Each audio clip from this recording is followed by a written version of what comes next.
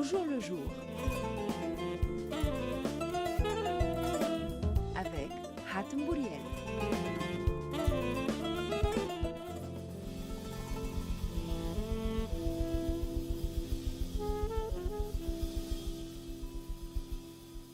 Bonjour à toutes et à tous. J'ai le plaisir de vous retrouver avec la complicité de Nawel Saidi pour un nouveau numéro d'Au jour le jour. Restez avec nous sur RTCI. L'écume des jours.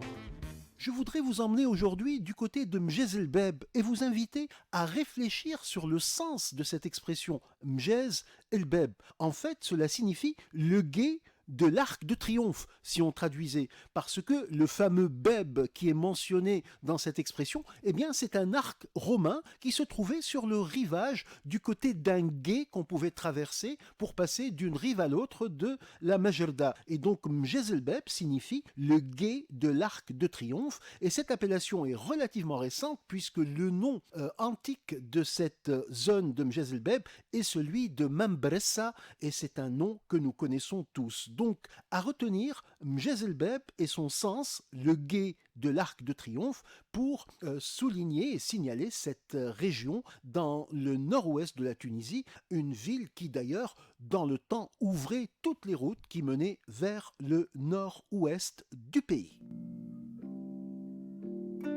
Parlons tunisien.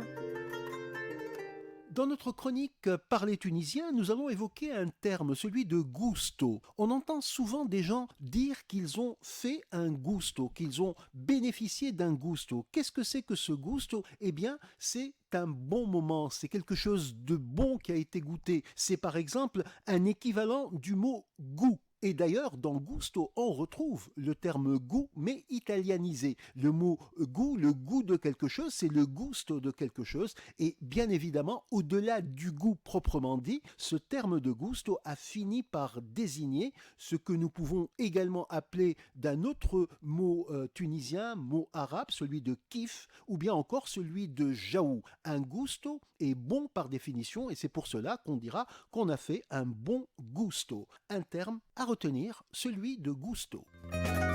Le feuilleton. Nous continuons notre feuilleton avec des expressions tunisiennes, des adages locaux. Aujourd'hui, je vous propose de réfléchir sur إذا صاحبك عسل ما تلحسوش بكل. Si ton ami est de miel, eh bien il ne faut pas le lécher en entier. C'est-à-dire que lorsque quelqu'un est bon, généreux, il ne faut pas abuser, il ne faut pas aller jusqu'au bout de sa patience ou de sa gentillesse. Et cette expression est très jolie parce qu'elle nous met face à un pot de miel qu'il faut savoir préserver, qu'il faut savoir garder précieusement et qu'il faut savoir utiliser intelligemment. C'est tout cela la convivialité, car bien évidemment, lorsque vous avez un ami qui est tout sucre, tout miel, il faut savoir le préserver et il faut savoir ne pas l'user. إذا صاحبك عسل ما تلحسوش الكل, et c'est une expression bien tunisienne. À bientôt sur RTCI en vous invitant à cueillir le jour nouveau qui se présente. Au jour le jour.